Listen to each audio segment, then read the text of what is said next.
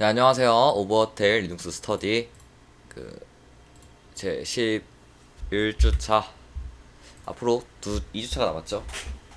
13주차 자체는 그렇게까지 어려운 내용이 아니라 여러분들도 잘 아시는 어떤 류냐면은 막 인베디드 뭐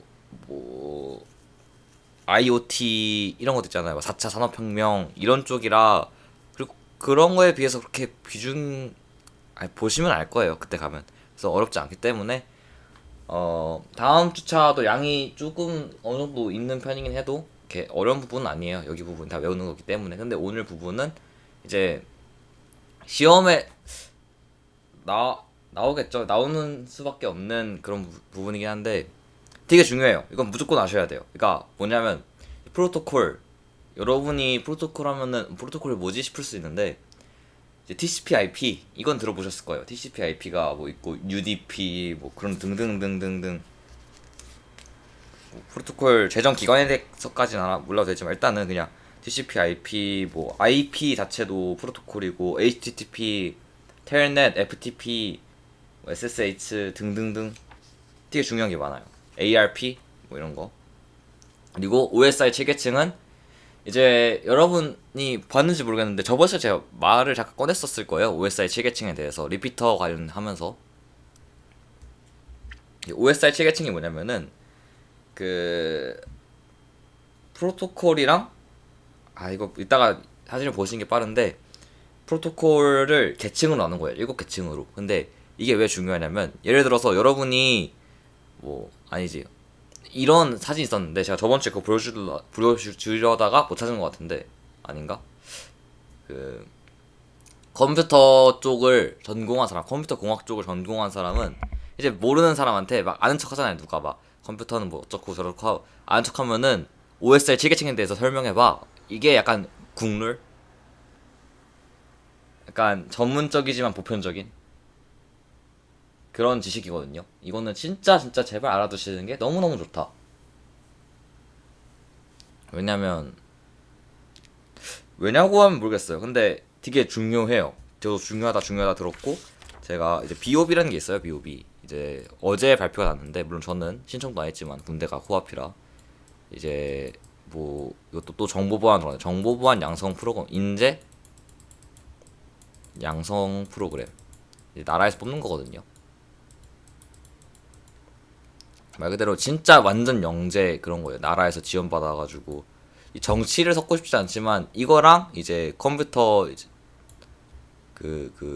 뭐냐 개발 쪽은 이제 소프트웨어 마이스트로가 있죠. 소프트웨어 마이스트로 이거는 제가 군대 제대하면은 지원해볼까 생각 중이고요. 근데 이게 두 가지가 있는데 그래서 왜 정치 얘기 갖고 꺼냈냐면은 그 이준석 당대표 있죠. 소프트웨어 마이스트로 1기 수료생 1기 그냥 우리가 아는 유명인도 이런 수료한 사람이 있다. 잠깐 말하려고 했고요. 하여튼 이런 데서 면접에 가면은 필수적으로 물어봐요. 물어보든 안 물어보든 이건 무조건 알아야 된다. 뭐 여러 가지 질문하겠지만 제 친구가 드는 질문에도 OSI 3계층 아니면은 리피터는 OSI 몇 계층을 사용하고 각 계층이 무슨 역할을 하는지 그냥 말하라 그래요. 그러니까 기초 상식 느낌으로다가 그래서 그만큼 중요한 거니까 알아두셨으면 한다. 네, 보시면 프로토콜의 개요. 그냥 너무 어려워 보이지만 제가 어떻게 정리를 해야 될까 감이 안 잡혀가지고 그냥 규칙이에요. 규칙. 통신을 할 때도 규칙이 필요하니까. 예를 들어서 우리가 핸드폰을 사용할 때도 뭐 아이폰 따라 뭐 안드로이드 따라 다르잖아요. 사실 이건 아이폰이 지네들 마음대로 국자적으로 구축을 했지만 마음대로 하기엔 좀 애매하네요. 했지만 이렇게 통신 같은 경우에는 이게 좀 예민할 수밖에 없잖아요. 무슨 지네들끼리 인트라로 막 보안 대화만 할 것도 아니고 우리도 막 미국에 있는 사람, 일본에 있는 사람, 중국에 있는 사람 대화를 하고 싶으니까 어쨌든 규약은 필요할 거 아니에요. 아무튼 그래서 통신 규약을 말하는 건데 통신 규약이란 뭐가 이렇게 빠르지?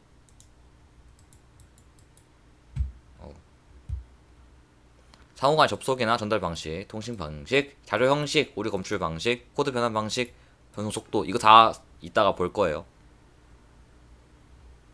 네, 정하는 것을 말한다. 대표적 프로토콜은 TCP IP. 이거 슬래시가 중요한 게 뭐냐면 프로토콜에 TCP IP가 있어요. 슬래시 IP. 근데 TCP랑 IP도 있어요. 그러니까 이거 합친 게 이거는 아니에요. 정확히 말하면 이게 좀 더 훨씬 더 큰 개념이고 뭐라고 해야 돼? 다른 거예요, 다른 거 그냥. 그러니까 자바랑 자바스크립트 아니 자바랑 자바스크립트는 아예 연관점이 없는데 뭐라고 해야지? C랑 C++ 이것도 발전된 개념이라 애매한데 아무튼 TCP IP에 이 슬래시 있거나 없거나 차이가 좀 커요. TCP IP 안에 뭐 TCP 있고 IP 있고 UDP 있고 뭐 ICMP, ARP 등등등 이더넷 등등등이 있으니까 아무튼간에 TCP IP 이거 슬래시 제가 빼먹은 거고요. 이게 있는데 여러분 들어보셨을 거예요. 아마 학교에 뭐 저는 정보 시간 없었지만 정보 시간이 있었던 애들 약간 카더라 통신으로는 TCP/IP 뭐 UDP 정도는 배웠다. 알죠? UDP는 스타크래프트 하신 분들은 다 알죠. UDP 어쩌고저쩌고 로컬 어쩌고저쩌고 이런 기억이 있는데 아무튼 이렇게 익숙하신 걸 거예요. 어쨌든 그래서 프로토콜이 이제 통신 규칙이다 했으니까 규칙의 구성 요소가 있을 거 아니에요. 뭐 규칙도 막 이름 규칙이 있을 수도 있고 아니면은 무슨 뭐 여러 가지 규칙이 있을 수 있는데 세 가지가 있어요. 첫째는 구문, 신텍스. 데이터의 구조나 형식을 말하는 것. 부호화, 신호 레벨. 부호화는 약간 암호화 느낌으로 보시면 될 거예요. 이것도 이따가 들어가긴 할 거지만 자, 의미 순서인데 의미는 이제 이걸 제가 써놓을 걸 영어를 이걸 뭐라 읽을지 가면 잡히네. 세먼틱스? 아니 X가 아니구나. 스틱스. 아무튼 이렇게 이게 의미인데 전송 조작이나 어류 제어를 위한 정보에 대한 규정, 제어 정보에 대한 규정. 제어 정보가 중요하고요. 물론 이 부분은 나오진 않아요. 이 부분은 나오진 않아요. 그냥 이거를 알아야 뒤에 거 이해하는데 편하니까. 순서는 이제 타이밍, 통신 속도의 조정이나 메시지 순서제요. 이것도 이따가 볼 거예요. 이따가 프로토콜 기능인데 이게 어려워 보이지만 사실 너무나도 당연한 것다. 이것도 나오진 않을 걸요. 이거 안 나오는 걸로 기억해요. 제가 이렇게 기본적인 거는 안 나오는 걸로 기억을 하는데 다 OSI 7계층으로 넘어가니까. 일단 뭐 보시면 당연하다는 느낌을 많이 받으실 거예요. 왜냐면 주소 지정 상대의 주소를 알아야 전송을 할 거 아니에요. 우편을 쓰든 뭘 하든 그런 것처럼 주소를 알아야 우리가 전송을 할 수 있으니까 주소를 지정을 해야죠. 이런 주소 지정하는 기능이 있고 순서 지정 이제 제가 예를 들어서 뭐 친구한테 뭐 웹툰을 보냈다고 해봐요. 1번 슬라이드 1번 사진 2번 사진 3번 사진 하는데 순서 같은 게 이 데이터 순서가 없어서 막 2, 3, 1 이렇게 가봐요.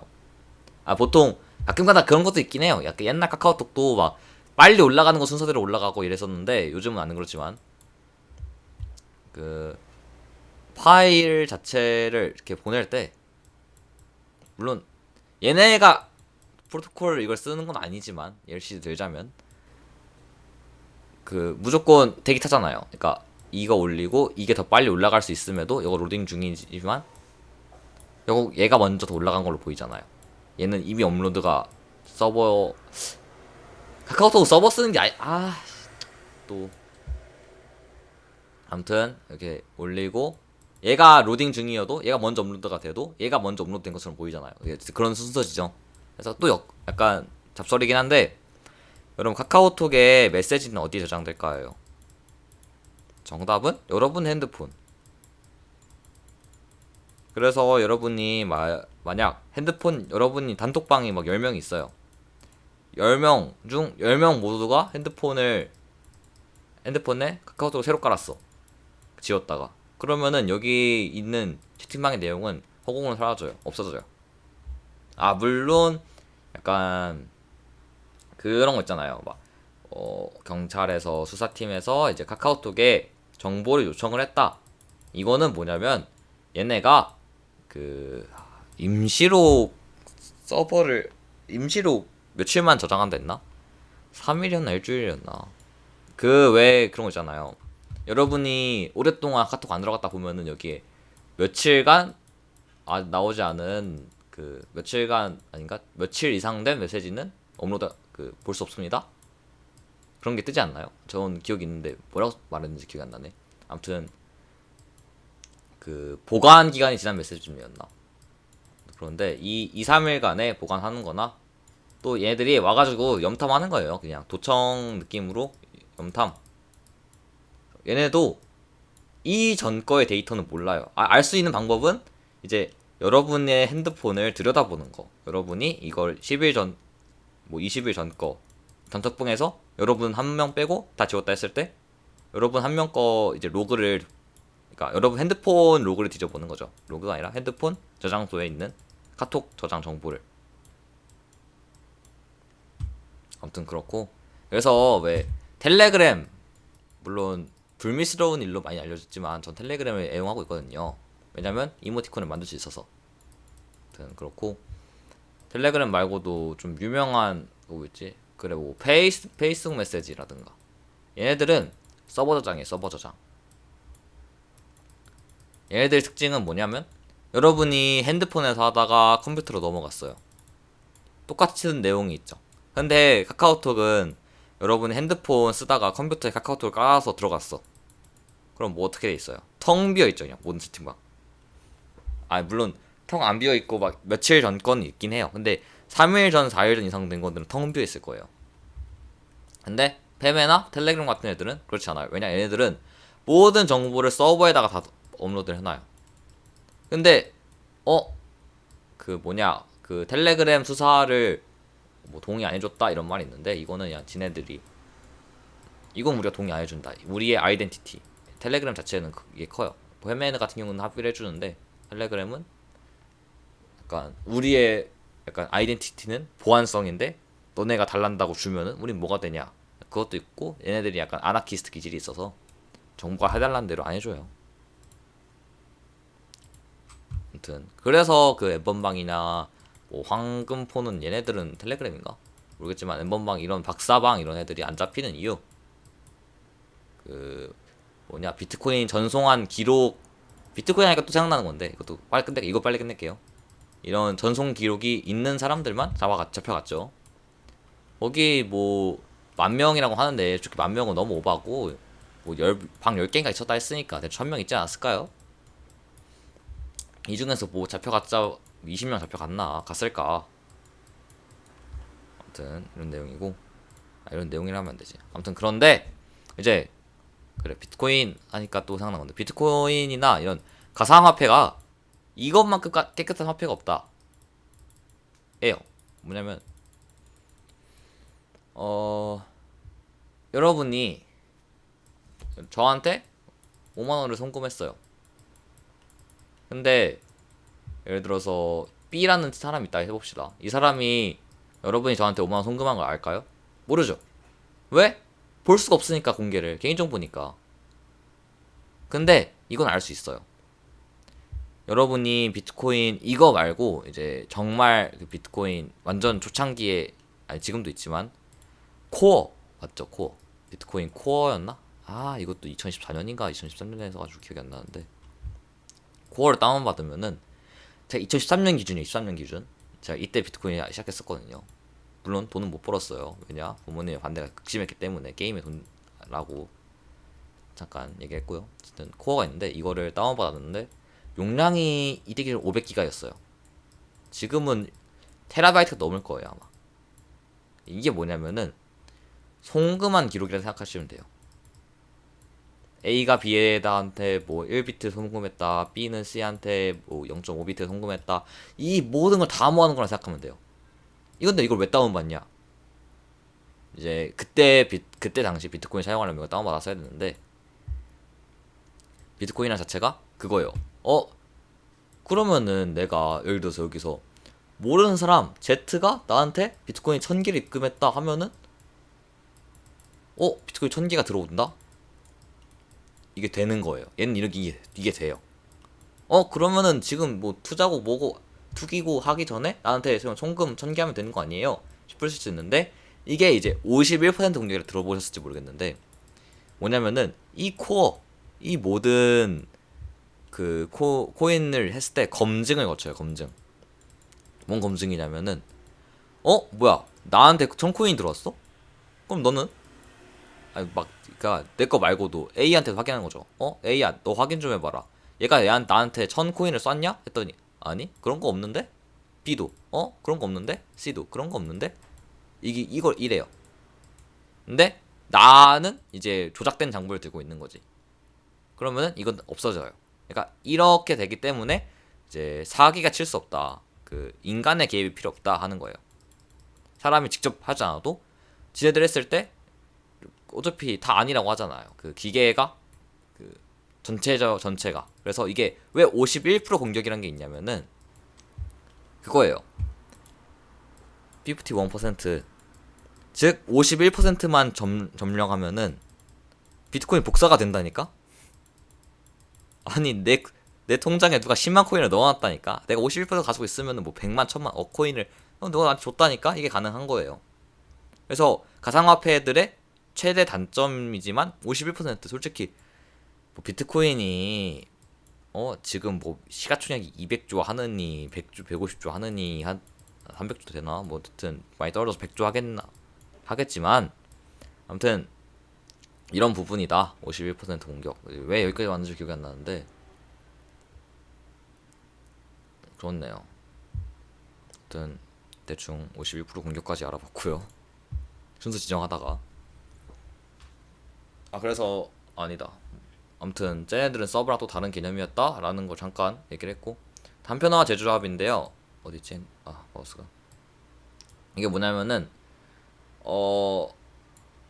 이제 제가 저번에 아마 패킷 얘기를 했을 거예요.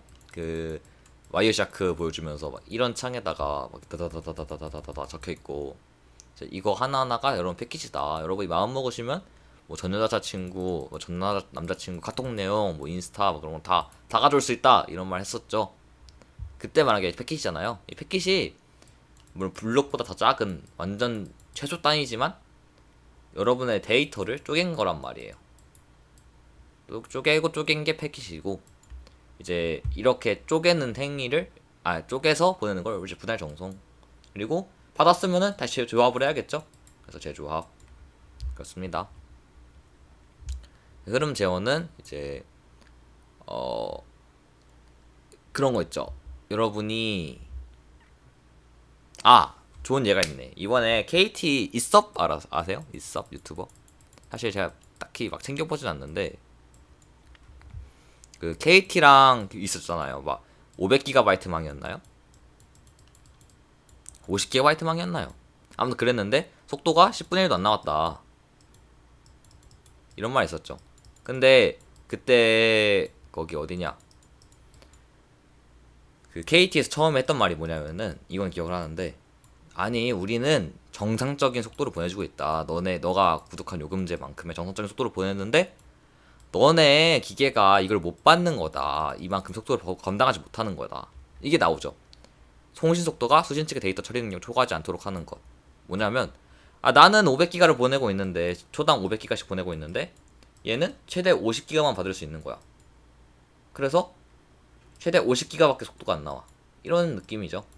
뭐 예시로 여러분이 옛날 핸드폰 막 갤럭시 S2, S1 써놓고 와이파이 지금 여러분 핸드폰이랑 이 S2, S1 그 와이파이랑 연결해보면은 얘네가 확연히 느려요. 왜냐? 송신할 수 있는 데이터 속도가 다르기 때문에. 수신.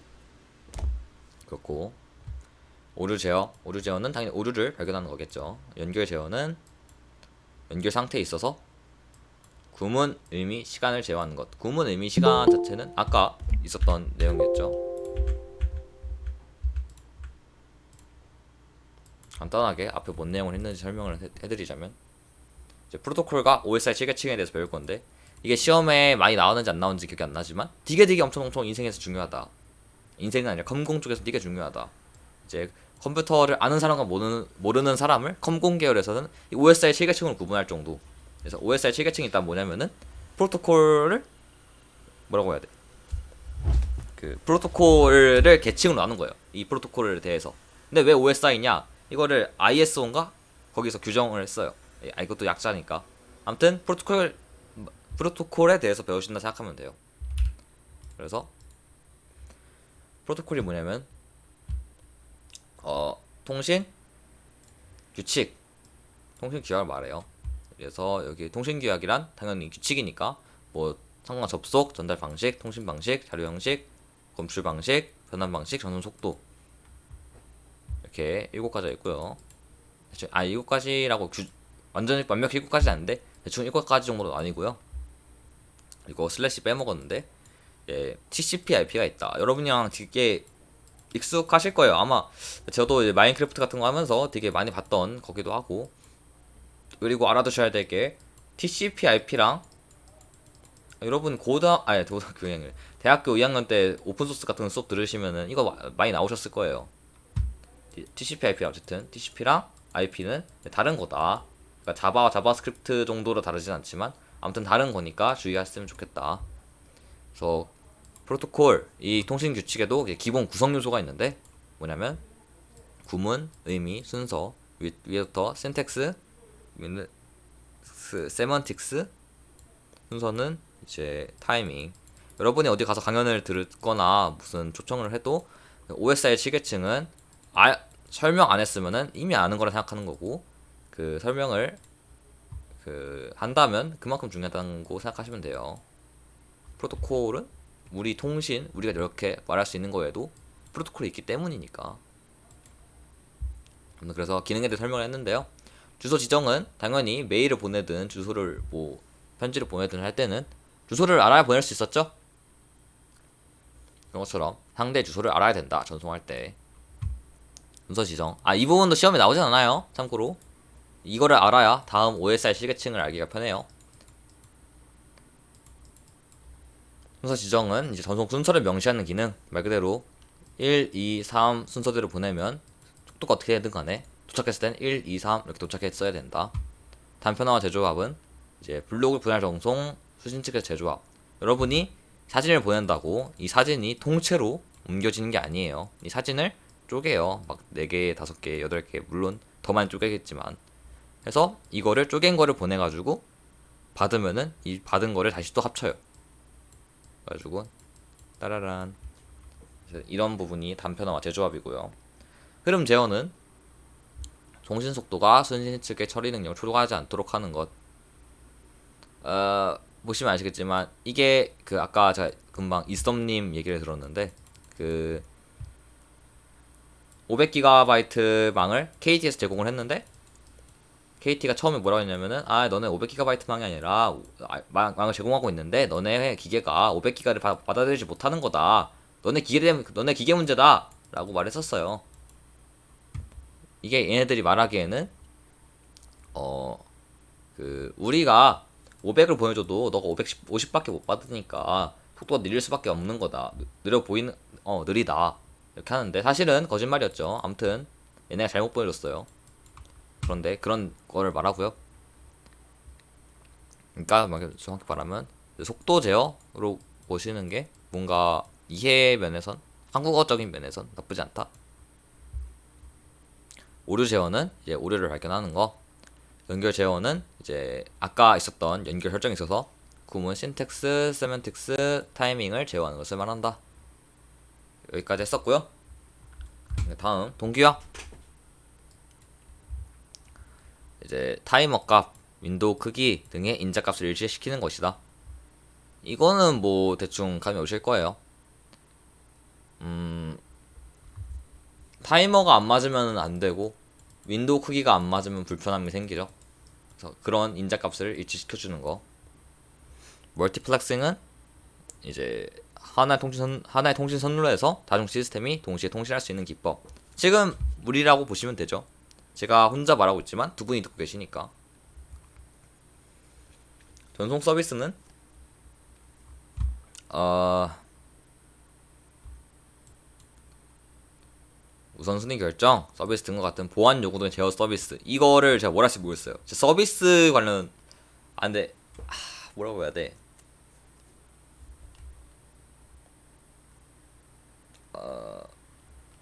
추가 옵션? 초비라 쓰면 좀 그렇다. 추가 옵션? 이라고 보는 게 마음 편하겠죠? 캡슐화. 이제 이것도 제가 저번 시간인가 했던 것 같은데 그 와이어샤크 하면서 따라라라 하고 아니 저번 시간에 했을 거예요 아마. 저번 시간인가. 아무튼 뭐였냐면은 요거 이 패키지 하나 딱 확대하면은 이건 그냥 뭐 별거 아니니까 이것도 한 4번 보는 것 같은데 정보번 학회도 아닌데 의외로 볼 게 많긴 하죠.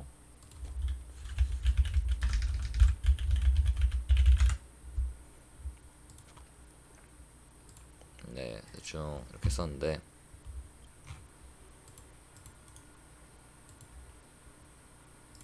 아무튼 이렇게 생긴 거에 이게 하나가 다 패킷이에요.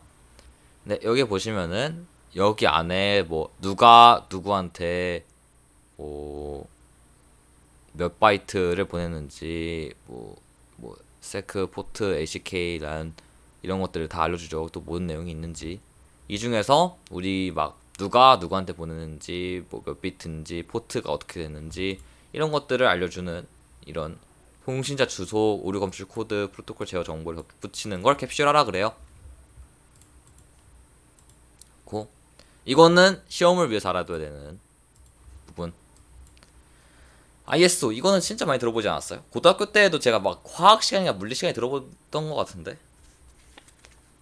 International Organization of Standardization이었나? 근데 이게 왜 제가 기억이 났냐면 이게 International Organization for Standardization인데 왜 아직도 I 그 OS가 아닌가? 인터내셔널 그 오르거나이제이션인데 뭘 그 스탠다디제이션인데 뭐 인터내셔널 스탠다디제이션 오르거나이제이션이면은 제가 뭐라고 안 해요. ISO잖아. 그래서 이게 신기했던 기억이 있어요. 아무튼 국제 표준화 기구로 국제적인 통용되는 표준을 개발하고 보급한다. 이 부분은 이제 제가 안 쓰겠는데 이건 아셔야 돼요. 뭘 만들었는지 대충. 얘네가 OSI 체계칙 만들었어요. 만들었어요라고 하면 그런가? 제정했어요. 제정. IEEE는 아마 이게 어딨냐? Institute of Electrical and Electronics Engineers. 딱 이름만 들어도 Electronical 그 Electronics니까 전기 및 전자공학 부분이죠. 전기전자공학에서 최대 기술 조직인데 이제 얘네들이 만든 게 뭐가 있냐? 제정한 게 뭐냐? 제정한 게 이제 렌 완이 아닌가? 맨인가? 맨 확정이거든요. 맨 뭐 여러분도 이게 좀 익숙할 만한 게 인터넷 기술이었나요? 이게 80인가 있을 거예요. 제정했다. 여러분 아셔야 되는 건 렌 정도? 안씨는 안씨도 많이 들어보지 않았나요? 산업표준인데 제가 이거 진짜 많이 들은 기분이 있는데 아닌가? 어쨌든 이제 보시면 ISO에 가입되어 있다 했잖아요. 이제 안씨 자체가 이제 미국 산업표준이에요. 미국 산업표준. 얘는 국제표준. 근데 미국이 뭡니까? 미국이 솔직히 전 세계 전부잖아요. 아무래도. 그러니까 안씨 표준화된 게 이 ISO로 넘어갈 확률이 좀 높더라. 그래서 안씨의 유명한 거는 진짜 유명한 거. 여러분도 모를 수가 없는 거. 아스키 코드. 아스키. 이거 모르면 말이 안 되죠. 그리고 EIA 여기부터는 이제 잘 안 나오긴 하는데 Electronic Industries Alliance 전자산업협회 뭐 이런 것들 맞지만 유명한 거는 사실 다 모르실 것 같아요. 저도 처음 들어봤거든요. 이거 자료 조사하면서 자, RS 232C 뭐 EIA 뭐 아무튼 엄청 많은데 뭐가 약간 전자 관련 규격 제작하다 보니까 저희랑은 조금 저희가 익숙하지 않은 부분이 많죠. ITUT는 이 부분 아이씨 뭐안 해도 된다 이거. ITUT는 이제 이거는 국제 전기통신연합인데 International Telecommunication Union Telecommunication Standardization Sector라고 하네요. 이 부분도 솔직히 안 해도 된다 생각하지만 얘네가 제정한 게 뭐가 있냐면 뭐 ITUR 전파통신 표준이래요. 이거 처음 들어봐요. 죄송합니다.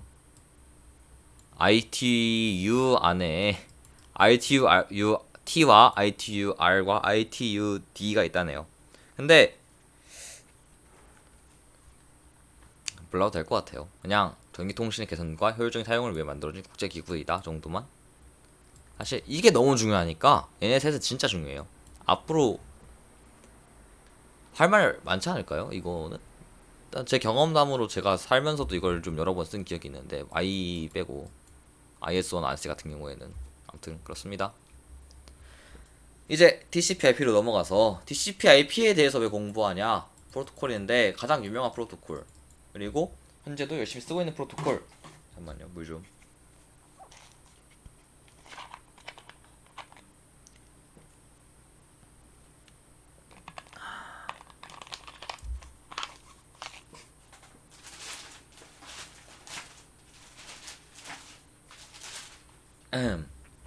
TCP/IP는 미 국방성에서 연구를 시작하고 1980년대에 공개된 프로토콜. 이건 딱히 몰라도 되고요. 그냥 미국 국방성? 아이 뭐 자유. TCP/IP는 TCP와 IP 합성어. 이제 가장 중요한 역할.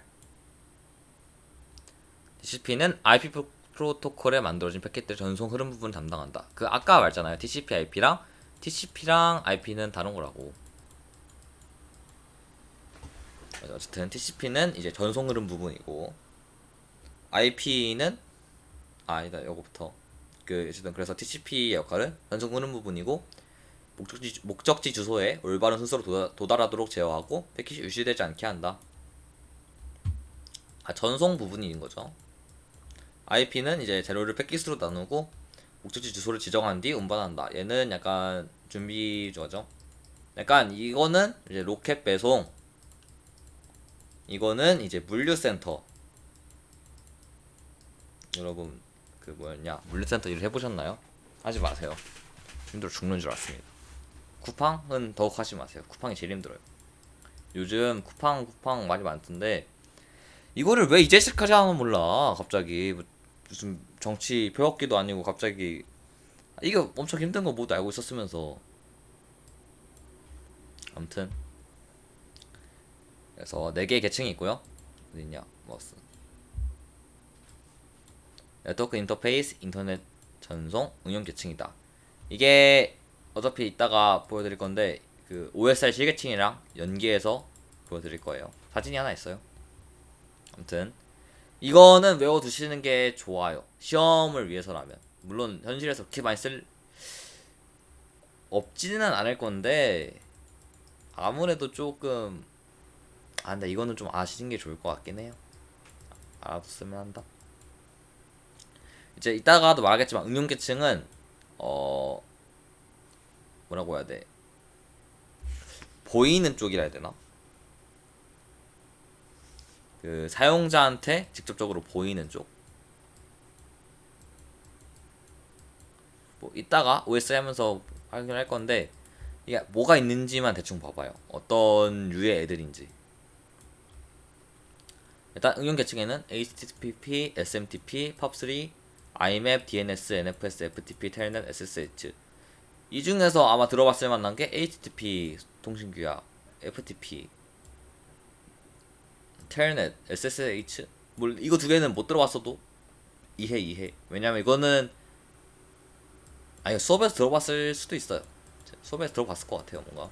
FTP도 이제 파일 관련 그건데 NFS도 들어봤을 것 같고 DNS도 다 들어봤을 것 같긴 한데 SMTP 그래도 많이 들어봤죠. 전송계층은 TCP, UDP 이거는 이제 인터넷 연결하면서 많이 좀 봤지 않았나요? 어디서 봤냐라면은 저도 기억이 잘 안 나는데 그 평소에서 되게 많이 봤던 기억이 있어요. 평소에 네. TCP, IP 여기 TCP 참 아무튼 인터넷 계층은 이제 IP 왜 V4, V6냐면은 여러분 IP 주소가 V4가 있고 V6가 있어요. V4가 있었는데 사람이 기계가 이렇게 많아질 줄 몰랐던 거지. 그래가지고 늘렸다.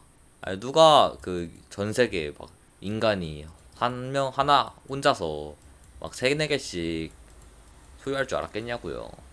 그렇고 뭐 ICMP, ARP. ARP가 또 생각나는 건데 이제 ARP 스푸핑이라 아시나요? 이제 해킹 기법인데 그 여러분이 그렇게 생각하시는 그런 도청 같은 부분입니다. 이 ARP를 건드리는 거거든요. 옛날에 이걸로 애들이랑 같이 이것저것 학교 선생님 아니고 뭐라고 해야 돼 조교 선생님 핸드폰 스푸핑 하자고 했다가 뒤지게 혼난 기억이 있어서 아무튼 네트워크 인터페이스 계층에는 이제 이더넷, 토큰링, FDDI 이거는 몰라도 토클링까지는 몰라도 이더넷을 많이 들어봤지 않아요? 저 저번에 막 예시 들려다가 못 찾았던 것 같은데 아무튼 되게 우리가 많이 했죠? 지금까지 10주차를 진행했었으면서 많이 들어왔던 얘기들이죠. 아무튼 인터페이스 계층은 이제 물리적인 네트워크 왜 이더넷이란 걸 꽂잖아요 저희가. 인터넷 계층은 이제 전송 계층에서 받은 여기서 받은 패킷을 목적지까지 전달하는 역할. 애초에 이게 주소잖아요 IP 자체가. ARP가 제가 말했죠 아까 이거 통신되는 것들을 저희가 몰래 훔쳐보는 거라고 도청하는 거라고. 그러면은 전달하는 부분이니까 저희가 도청을 하든 말든지 하겠죠. 이더넷을 도청할 수 없잖아요. 이더넷 도청은 가능하지만 이더넷 스푸핑이 없듯이 전송 계층은 이제 전달하는 역할. 이것도 이거 애매하네. 아무튼 그런데 뭐라고 할지 모르겠네. 이거를 기술적으로 들어가면 좀 더 애매하니까. 아무튼 그래서 인터넷 계층에 이제 세 개 아까 봤던 IP와 ARP, ICMP에 대해서 대충 알려드릴게요. 아시는 게 좋긴 한데 적어도 IP는 필수로 알아두시고 ARP도 알아두셨으면 좋겠다. ICMP도 당연히 알아두면 좋죠. IP는 이제 아까 여기에서 말했듯이 주소 지정, 패킷 분할 및 조립, 데이터 세그먼트를 패킷으로 만들어 전송하는 역할을 수행한다. 비신뢰성과 비연결성의 특징이다. 이게 조금 중요한 약간 임팩트 있다? 이긴 하죠. 근데 그 IP의 그 약간 맹점? 단점이 있다면은 얘는 그게 없어요. 이제 라우터라고 해요. 패킷 전송하고 받는 애들을 라우터라고 하는데, 그러니까 여러분 컴퓨터라 생각해도 그렇게 생각하시면 돼요. 이제 라우터끼리 통신을 하잖아요. 뭐 카톡을 한다 해요, 그냥 이렇게 주고받고 할 텐데, IP는 최선의 노력을 하겠지만 보장하지 않아요. 전달될 거라는 걸. 그러니까 그런 거지. 그 게임 보면은 강화하기가 있잖아요. 대장장이가 강화를 시켜주잖아. 근데 물론 최선을 다하는 것 같진 않지만 최선을 다하겠지만 내 무기를 강화하기 위해서 실력 부족으로 강화를 못하잖아. 더 떨어졌잖아 급이. 땅 하면서 이런 느낌. 최선을 다하겠지만 100% 전송되는 건 아님. 네, 그런 게 있고요. 그래서 비신뢰성과 비연결성의 특징이다. ICMP는 오류 보고와 피드백을 호스트에 보고하는 역할. ICMP 제어 메시지는 IP 패킷의 형태로 전달되고 핑 명령어를 사용하는 프로토콜이다. 핑은 아시나요? 핑 명령어?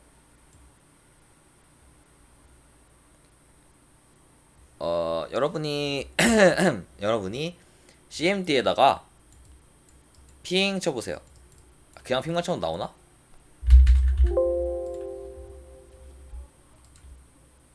아이고야.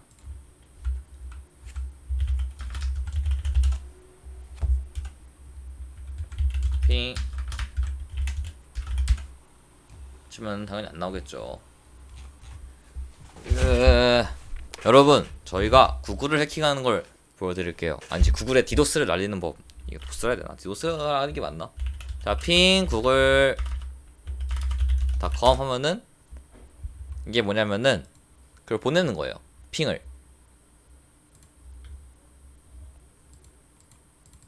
이거 보내주죠. 이번에는 네이버 디도스를 해볼 거예요.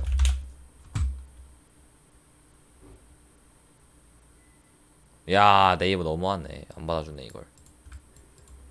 어쨌든 그 뭐냐, 이걸 왜 말했더라. 아, 맞아 핑 얘기하면서 이게 잠깐 왜 제가 디도스를 했잖아요. 디도스.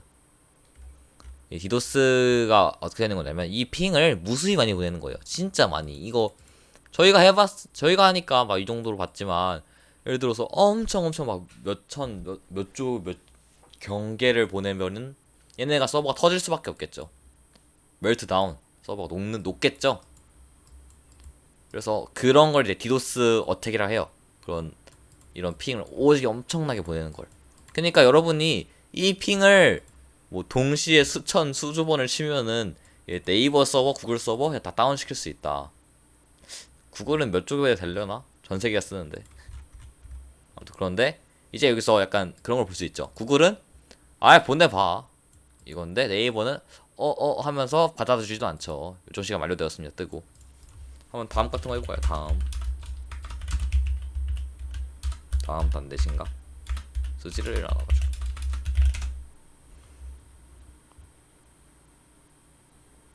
다음도 안 받아주네. 아무튼 이게 핑이고요. 이제 ARP, 이제 IP 프로토콜은 그 IP 주소를 다 갖게 돼요. 뭐 여러분도 다 IP가 있듯이. 아니지, 이거는 약간 맥 주소랑 비슷한 거죠. 맥 주소 제가 전에 얘기했던 기억이 있는데, 그냥 주소라 생각하시면 돼요. 여러분 컴퓨터 주소. 맥 주소 관련된 건데, 아니 맥 주소인데, 여튼 다 가시는데 IP 주소라니까 좀 이상하네. 아니지. 맥 주소는 하드웨어 주소지. 하드웨어 주소와 논리적인 할당에 의해서 IP 주소를 주는 건데, 이거 제가 분명 기억이 있다면 여러분 공유기 같은 거 보면은 있을걸요? 그 뒤집어 보면은 맨날 비밀번호인 줄 알고 헷갈려서 입력하는 거 있잖아요. 맥 이렇게 돼 있고. 그렇고 이제 개별 호스트는 IP 주소 할당 받지만 실제 데이터 전달 받으려면 맥 주소를 알아야 돼요. 그래서 이 두 가지 주소를 적절히 매칭시킬 필요가 있는데, ERP는 지가 마음대로 동적으로, 그 동적이라는 게 어느 정도 유도리 있게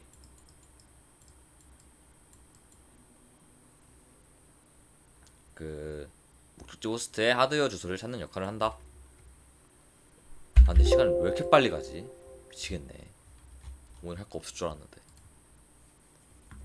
여튼 이게 그거고, 이게 이제 아까 말씀드렸던 OSI 실계층, 이거 퍼왔는데 어디서 파는지 기억이 안 나네요. 구글에 검색하시면 있어요.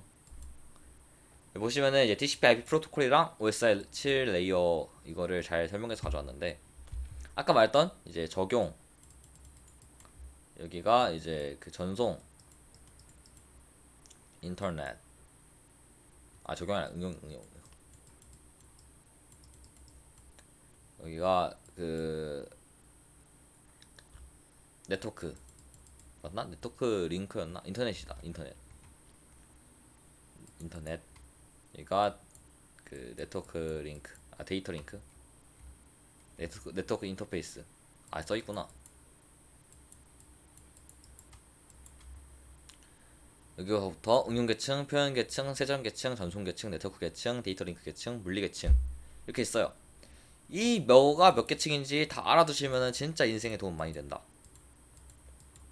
아무튼 그래서 이거는 이제 보시면 세션 표현 응용 계층에 이렇게 있고 TCP, UDP는 전송 계층, 네트워크 계층, ICMP, ARP, 뭐 IP, RARP 알 필요 없고요. 데이터 링크랑 물리 계층 게 이제 TCP/IP 프로토콜의 네트워크 인터페이스다.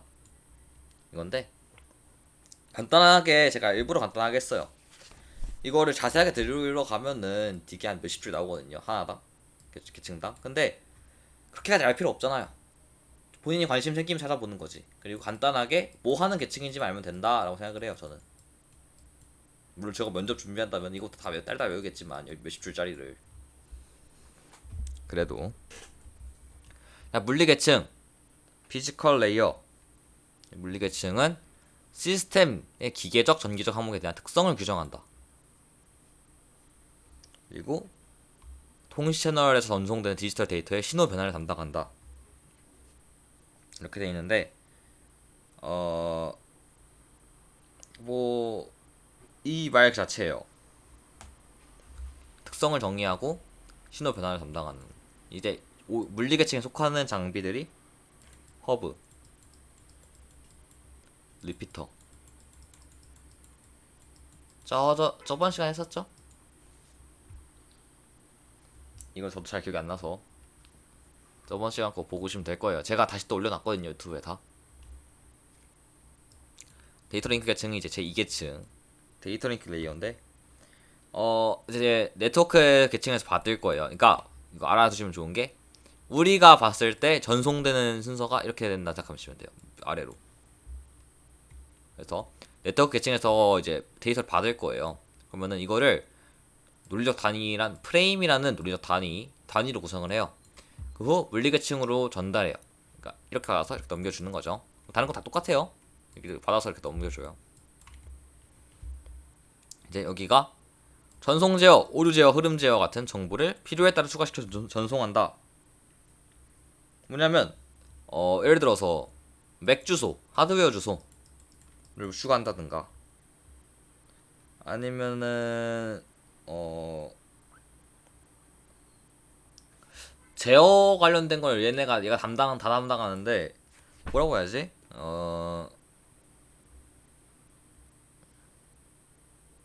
사실 이거를 저희가 어떻게 제어한 것까지는 알 필요가 없긴 하잖아요. 뭐 전송 제어, 아니 흐름 제어 같은 경우 아까 말씀했다시피 여기에 있는 이 흐름 제어가 맞고 전송 제어가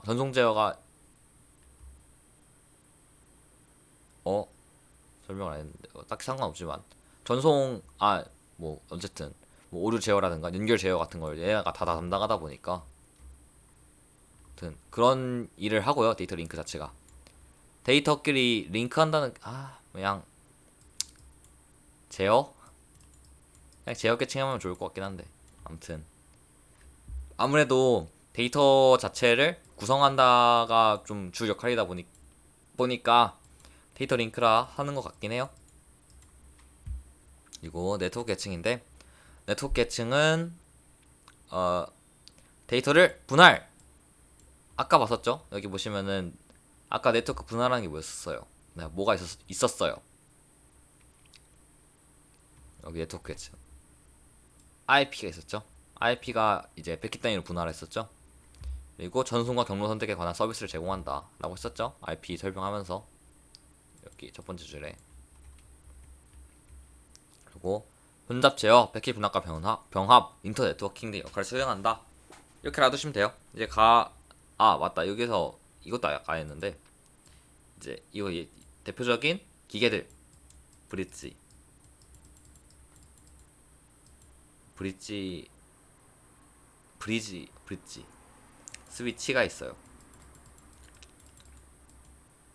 그리고 네트워크 계층의 기기로는 라우터가 있고요. 아무튼 그렇고 전송 계층은 이제 4계층이죠. 트랜스포트 레이어인데 전송에 관한 서비스 제공하는 계층 여기는 전체 메시지 전송, 패키지 전송이 아닌. 이게 약간 뭐냐면은 어 연결 설정을 하고 유지시키는 느낌?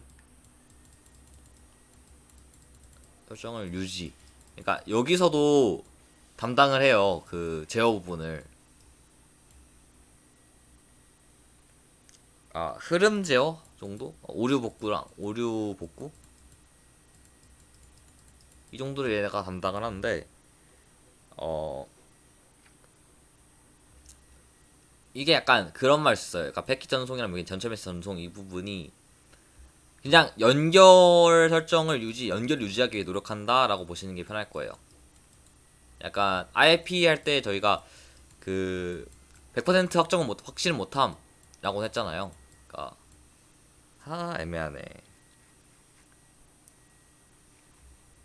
그래, 안전한 전송 환경을 만들어준다. 약간 우리 사회 경찰관 느낌? 데이터 전송을 할 수 있는 환경을 만들어줄게 내가 하는 게 전송 계층. 음, 그렇습니다.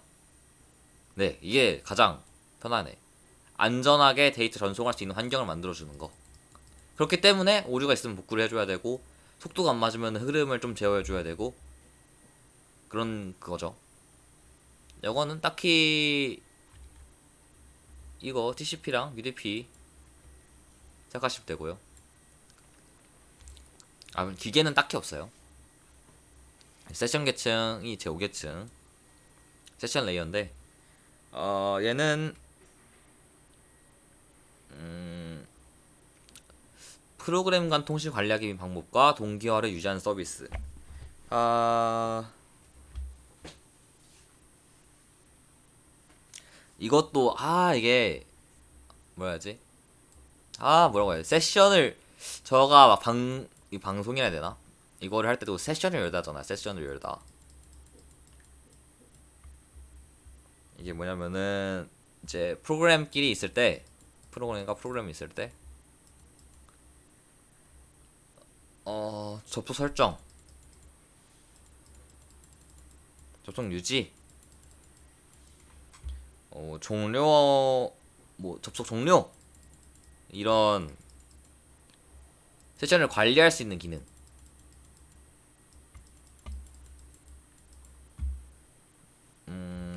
뭐 데이터 복구, 삭제 이런 것들을 이제 할 수 있게 하는 건데, 네, 그러니까 프로그램과 프로그램 사이에 이런 세션 뜻이 뭐지? 저도 왜 모르겠죠? 아니 처음 세션 뜻이 뭔지 궁금한 적이 없던 것 같은데.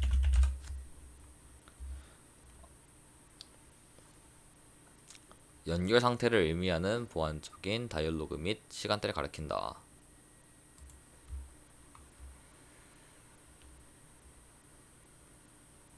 알겠다. 임시 데이터 처리 방식.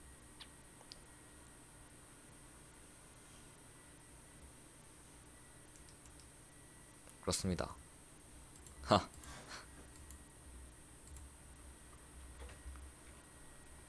너무 막 나가나? 아무튼 제 6계층 표현 계층입니다. 프레젠테이션 레이어인데 데이터의 표현 방식에 대한 서비스 제공, 암호화나 인코딩 변환 압축 등이 있다. 이게 보시면은 아까 네트워크 인터페이스 되면서 제가 뭐라고 말씀드렸냐면은 약간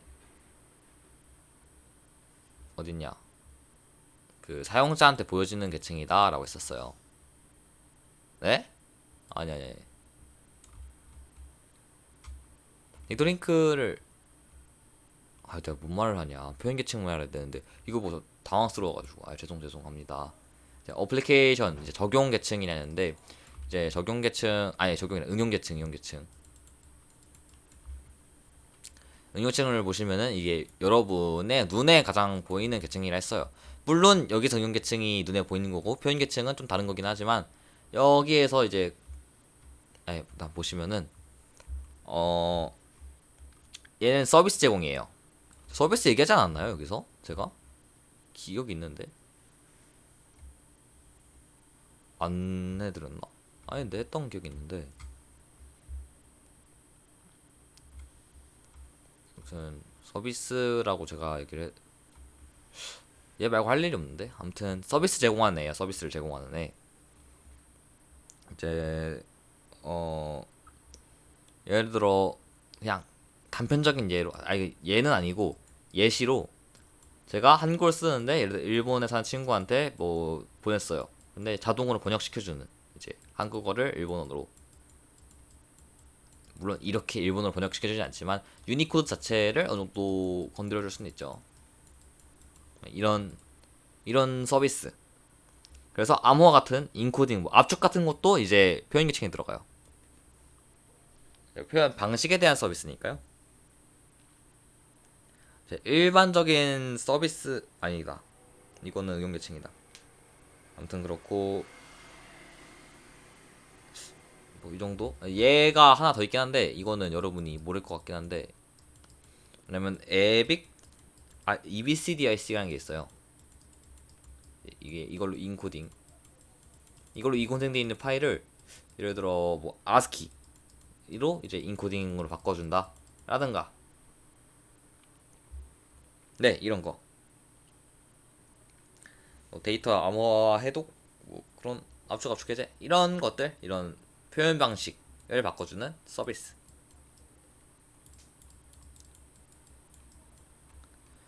응용 계층은 이제 편리한 환경을 제공하는 계층. 이건 아까 이거랑 비슷하죠? 어디냐? 전송 계층. 얘는 데이터를 전송할 수 있는 약간 편리한 깨끗한 환경을 제공하는 거고. 얘는 이제 사용자한테 편리한 환경. 우리가 일반적으로 사용하는 거의 모든 서비스가 응용 계층이라 보시면 돼요. 이제 SMTP 이거 제가 아까 설명해드린다 했는데 SMTP 같은 경우에는 그거예요. 메일. 이게 샌드 메일 어쩌고저쩌고 했던 거 기억하는데 아닌가? 아니면 말고요. 뭐 HTTP는 이제 웹 서버, FTP는 이제 파일 전송. 텔넷은 한번 써볼 일이 있으실지도 모르겠는데 이제 원격 접속입니다. 네, 그렇습니다. 이 정도? 그래서 이 정도로 오늘 알아본 게 뭐였냐면은 프로토콜이랑 OSI 실계층이에요. 아니 그렇게 말하면은 프로토콜에 대해서 배웠다 생각하시면 돼요. 프로토콜. 이제 어딜 가서 아는 척을 하셔도 좋습니다. 이거에 대해서 물론 저도 완벽한 이해를 아직 한 건 아니, 완벽하게 외운 건 아니지만 그냥 너 그냥 컴퓨터 애가한테 가가지고 너 OSR 시계층 알아? 하면은 보통 안다고 대답할 텐데 어떻게 구성되어 있는지 알아? 하면은 이제 거기서 걸린다고 할까요? 많이 그 실력 차이가 왜냐면은 아니 있지 않나? 제가 검색했던 것 같은데 OSI 시계층도 모르는 게 이거 에타에서 봤나? 어디서 봤지? 누가 막 컴퓨터 안 척했는데 OSI 시계층은 알아? 해가지고 아니 이래서 검공 아니다 라고 했던 기억이 있는데 아무튼 그렇게 중요합니다 오늘 배운 내용 자체가. 그래서 와 되게 오랜만에 풀타임 강의를 찍었죠. 또 40분 50분만 하다가. 그래서 오늘도 정말 수고 많으셨습니다. 녹화를 종료할게요.